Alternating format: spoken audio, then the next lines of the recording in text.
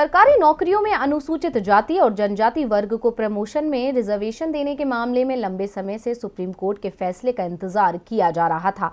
आखिरकार कोर्ट ने अपना फैसला सुना ही दिया। सुप्रीम कोर्ट ने अपने पहले के फैसलों में जो आरक्षण के पैमाने तय किए थे उसमें छेड़छाड़ करने से मना कर दिया है, जिससे याचिका दाखिल करने वाली राज्य सरकारों को तगड़ा धक्का लगा है। तो आइए इस पूरी रिपोर्ट में समझते हैं कि क्या था विवाद और क्या है अदालत का तर्क। देश में रिजर्वेशन को लेकर लंबे समय से बहस छिड़ी आ रही है। कोई कहता है कि अनुसूचित जाति और जनजाति वर्ग का प्रमोशन में रिजर्वेशन देना चाहिए, तो कोई उसके विरोध में है। इन तर्कों के बीच ये मामला सुप्रीम कोर्ट तक भी जा पहुंचा, जिस पर अदालत ने बड़ा फैसला सुनाया। सुप्रीम कोर्ट ने अपने पहले के फैसलों में जो रिजर्वेशन के पैमाने तय किए थे उसमें छेड़छाड़ करने से मना कर दिया है। कोर्ट ने ये भी कहा कि सरकार को समय समय पर इस बात की समीक्षा जरूर करनी चाहिए कि नौकरियों में अनुसूचित जाति और जनजातियों को सही प्रतिनिधित्व मिला है या नहीं। Justice L Nageswara Rao, justice Sanjiv Khanna और जस्टिस BR गवई की बेंच ने कहा कि प्रमोशन में रिजर्वेशन को लेकर जो पहले के फैसलों में पैमाने तय किए गए थे उन्हें हल्का नहीं किया जाएगा।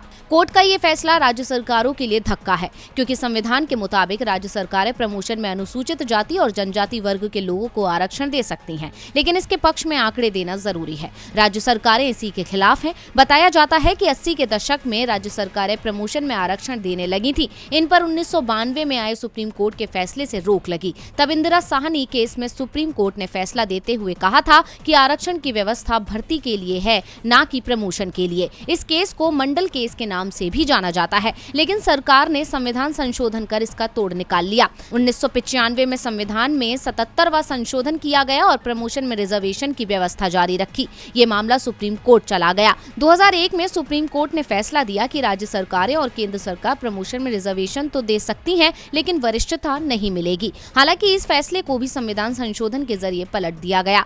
इसके बाद 77वें और 85वें संशोधन को सवर्ण वर्ग के लोगों ने सुप्रीम कोर्ट में चुनौती दी। इसे एम नागराज केस के नाम से जाना जाता है। इस मामले में 2006 में सुप्रीम कोर्ट ने फैसला सुनाया। कोर्ट ने संवैधानिक संशोधन को सही ठहराया, लेकिन प्रमोशन में रिजर्वेशन के लिए 3 पैमाने तय कर दिए। इसी के साथ ही 2006 में सुप्रीम कोर्ट ने अपने आदेश में साफ कर दिया कि प्रमोशन में रिजर्वेशन दिया जा सकता है, लेकिन सरकार को पहले आंकड़े जुटाने होंगे कि ये वर्ग कितने पिछड़े रह गए हैं, इनका प्रतिनिधित्व कितना कम है और कामकाज पर इसका क्या असर पड़ेगा। लेकिन राज्य सरकारें आंकड़े देने के खिलाफ हैं। ऐसे में कोर्ट ने अपना सख्त फैसला सुना दिया। DV लाइव की रिपोर्ट।